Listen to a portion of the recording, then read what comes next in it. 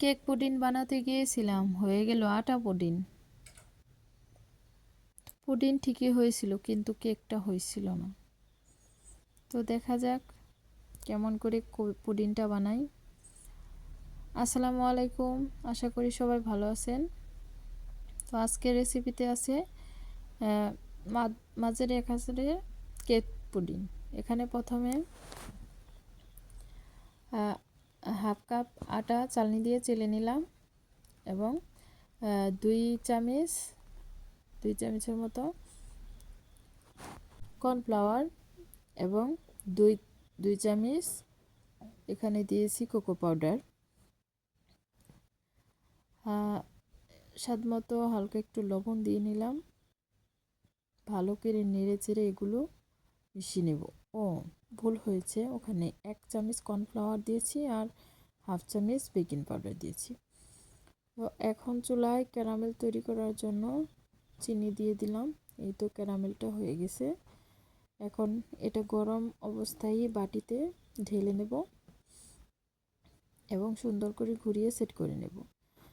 এখন ডিম নিয়েছি, একটা ডিমের পুডিং বানাবো এটা।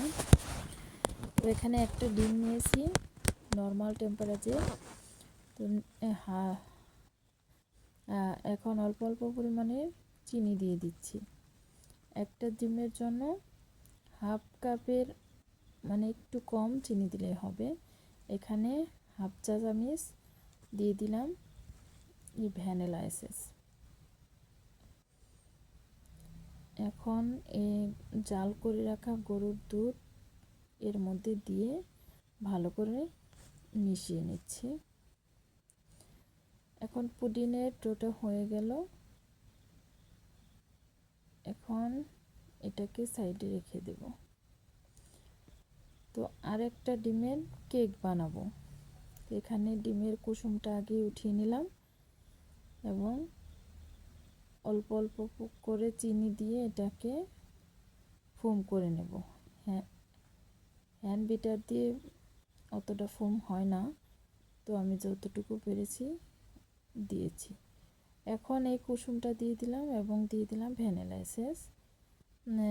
এখন এটা ভালো করে মিশিয়ে নেব। কুসুমটা দিয়ে ভালো করে মিশিয়ে নেব। এর মধ্যে সেই শুকনো উপকরণগুলো চেলে রাখা সেগুলো আস্তে আস্তে দিয়ে দেব। দিয়ে হালকা হালকা মানে খুব আলতোভাবে এটা নেড়ে চেড়ে নেব। এখানে 2 চামচের মতো সয়াবিন তেল, রেগুলার যে সয়াবিন তেল আমরা রান্নায় ব্যবহার করি ওইটা একটু দিলাম। তো হয়ে গেল।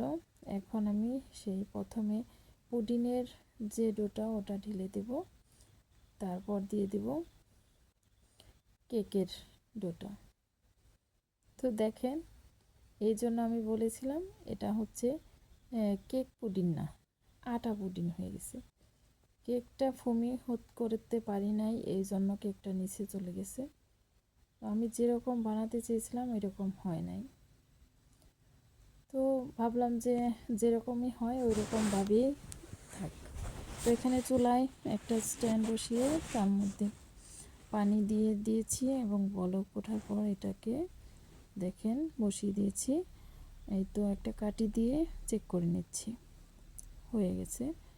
এটা মানে পুডিংটা হয়ে গেছে, কিন্তু কেকটা আসলে ভিতরে কি হয়েছে আল্লাহ জানে। ভিতরে হয়ে গেলে এটা নামিয়ে ঠান্ডা করে নেব। এখন এটাকে বেক করব। দেখেন আমার কেক পুডিং। ভালো থাকবেন, সুস্থ থাকবেন আর আমার ভিডিওর পাশেই থাকবেন। আল্লাহ হাফেজ।